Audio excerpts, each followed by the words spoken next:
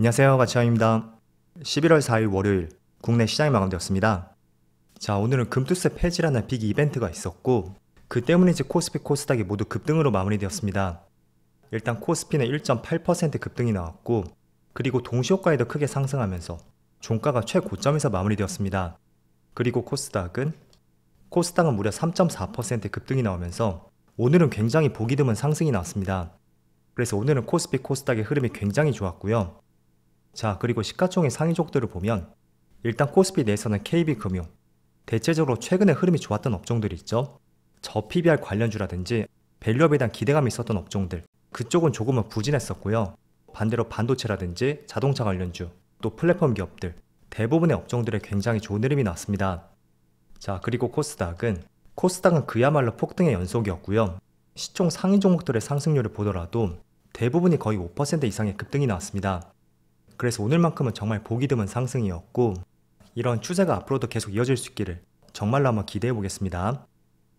그리고 코스피 수급을 살펴보면 일단 오늘 코스피는 굉장히 좋은 흐름이 나왔지만 외국인은 여전히 미미한 매수세가 들어왔습니다. 반대로 기관 쪽에서 금융투자나 연기금에서 많은 매수세가 들어왔고 일단 코스피는 외국인의 매수세가 많이 들어오지 않았다는 것은 그렇게 기분 좋은 상승은 아닌 것 같습니다. 그리고 반대로 코스닥은 기관과 외국인의 많은 순매수가 들어왔어요. 외국인은 3,300억, 그리고 기관은 2,000억. 일단은 코스피와 시가총액의 차이가 있기 때문에 외국인의 매수세가 3,000억이 들어왔다는 것은 코스피로 비교를 한다면 거의 1조 원대 후반 정도? 그 정도의 매수세라고 저는 생각이 됩니다. 그래서 오늘의 외국인의 매수세는 코스피보다는 코스닥에 적극적으로 들어왔다고 생각이 되고 그런데 반대로 삼성전자를 보면 여전히 외국인은 1,000억이 넘는 많은 순매도가 이어지고 있습니다. 금투세가 폐지되었음에도 불구하고 최근 추세와는 별반 차이가 없는 것 같죠? 반대로 하이닉스는 오늘 모처럼 6% 급등이 나왔고 기관과 외국인의 많은 순매수가 들어왔습니다. 그리고 2차원지 관련주들, 오늘의 에코프로 그룹주가 굉장히 좋았었고요. 에코프로 BM이라든지 에코프로 모두 기관과 외국인의 양매수가 들어왔었네요. 자, 그럼 이어서 주체별 매매 동향에 대해서 살펴보도록 하겠습니다.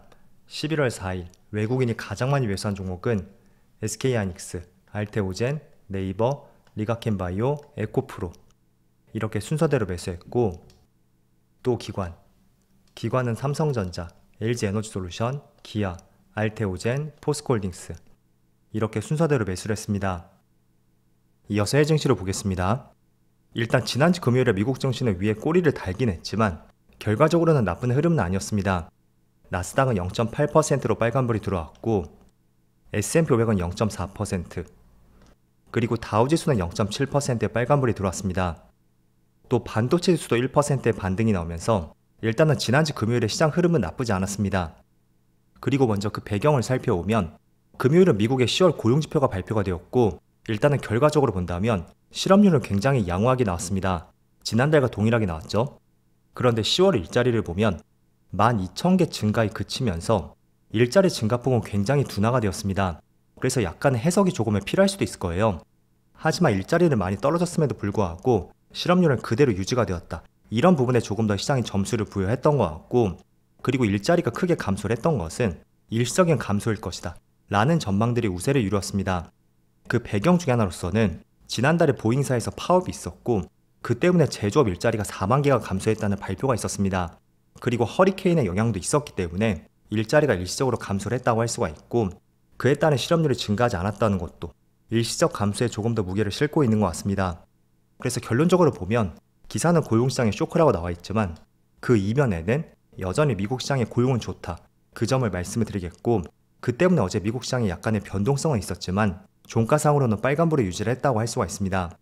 그래서 전날의 미국 시장 흐름을 간단히 말씀드렸고요. 그리고 아시아권의 시장 흐름을 보면 오늘 일본 시장은 휴장이고요. 또 대만 시장은 0.6%의 빨간불이 들어오고 있습니다. 그리고 중국 증시도 마찬가지고요. 자, 그런데 그거에 비해서 코스피 코스닥이 오늘 크게 급등이 나오고 있어요. 아시겠지만 금투세 문제, 그게 오전 중으로 팩트 발표가 있었고 민주당에서 금투세를 폐지를 동의하기로 했다는 이런 뉴스 발표가 있었습니다. 저는 폐지는 아니더라도 유예까지는 가지 않을까 그런 전망을 했었는데 유예가 아닌 폐지에 동의하기로 발표를 했었고요. 그게 오늘 국내 시장을 크게 밀어올렸던 하나의 이유가 되었습니다. 자, 그래서 지금부터 우리가 중요하게 봐야 되는 것은 금투세가 폐지가 완전히 확정이 되었죠. 그럼 앞으로 단순하게 국내 시장이 좋아질 것이다, 그렇게 볼 것이 아니고요.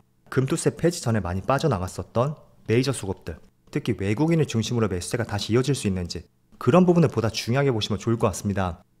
그래서 지금 촬영 시점이 1시 반쯤 되었는데 코스피는 1.4% 급등이 나오고 있고, 또 코스닥은 3% 이상의 급등이 나오고 있습니다. 그리고 메이저 세력들의 수급 변화를 살펴보면 여기 검은색이 코스피 차트거든요. 자, 이렇게 3포인트를 해서 보겠습니다. 지수가 크게 급등이 나오고 있어요. 그런데 그에 못지않게 기울기가 가파라지고 있는 것은 오늘은 외국인보다는 기관 쪽에서, 이 초록색이 기관이에요. 금투세 폐지 발표가 나오고 나서 외국인보다는 기관 쪽에서 보다 적극적인 매수세가 들어오고 있습니다. 또 코스닥도 보면, 자, 반대로 코스닥은 기관 외국인 모두 금투세 폐지 이슈가 나오고 나서 그 이후부터 강한 매수세가 들어오고 있습니다. 아무래도 에코프로 그룹주의 영향이 컸던 것 같죠. 그래서 지금 코스닥의 흐름처럼 앞으로 코스피도 마찬가지로 단순히 금투세가 폐지가 되었으니까 시장에 반등이 나올 것이다, 너무 그렇게 이분법적으로 해석하지 마시고요. 정말로 시장을 떠받칠 수 있는 외국인의 중심 매수세가 들어오는지 확인해 보시는 것을 권장해 드리겠습니다. 왜냐하면 지금 금투세 문제를 제외한다고 해도 시장에 쌓여있는 불안한 이슈들이 상당히 많거든요. 대표적으로 내일 밤에 미국의 대선이 있고 아마 그거는 수요일 오전에 발표가 될 거예요. 그리고 국내 시간으로 금요일 새벽에 미국의 FOMC 결과 발표도 있습니다.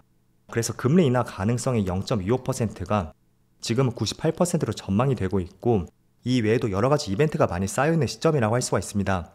그래서 지금은 금투세 문제는 해결이 되었지만 그렇다고 기관과 외국인의 매수세가 적극적으로 들어올 수 있는지 시장의 변화를 살펴보시는 것을 권장해 드릴게요.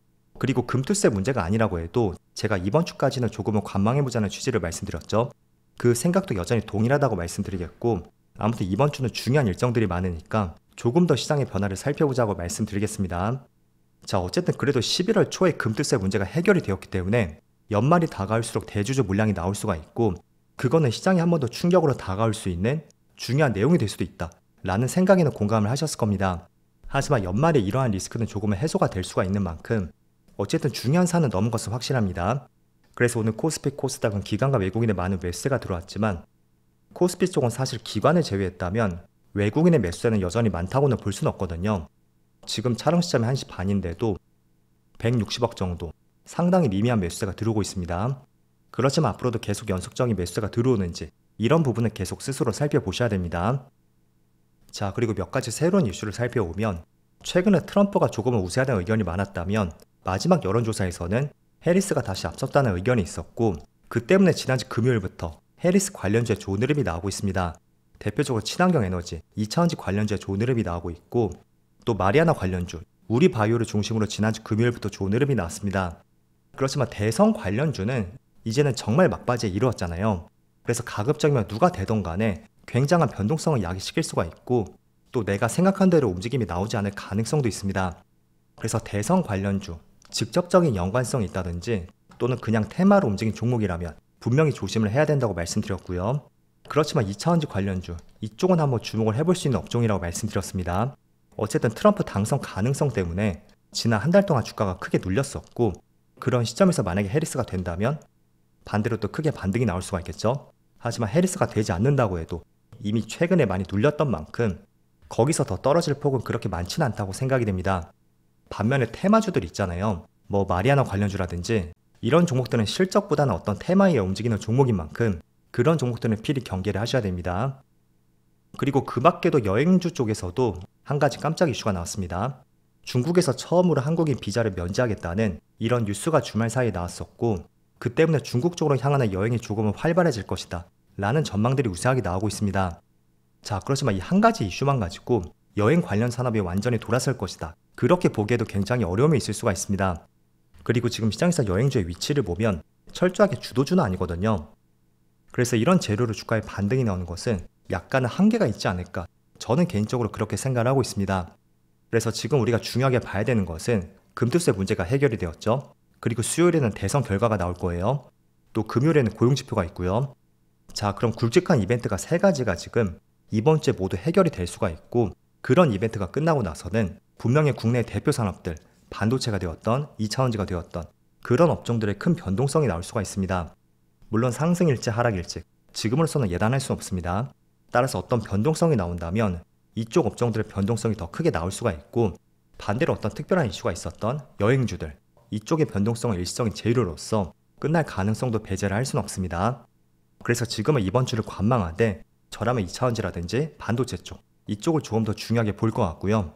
여러분들도 주도 산업 위주로 한번 보시는 것을 권장해 드리겠습니다. 자, 일단은 뭐가 됐던 간에 그동안 시장에 많은 변수로 작용이 되었던 금투세 문제가 해결이 되었습니다. 따라서 앞으로 기관과 외국인의 수급 변화를 잘 살펴보시고요. 그리고 국내 시장을 눌렀던 재료가 해결이 되었던 만큼 앞으로는 추세적인 반등이 나올 수 있는 11월이 될 수 있기를 진심으로 한번 기원해 보겠습니다.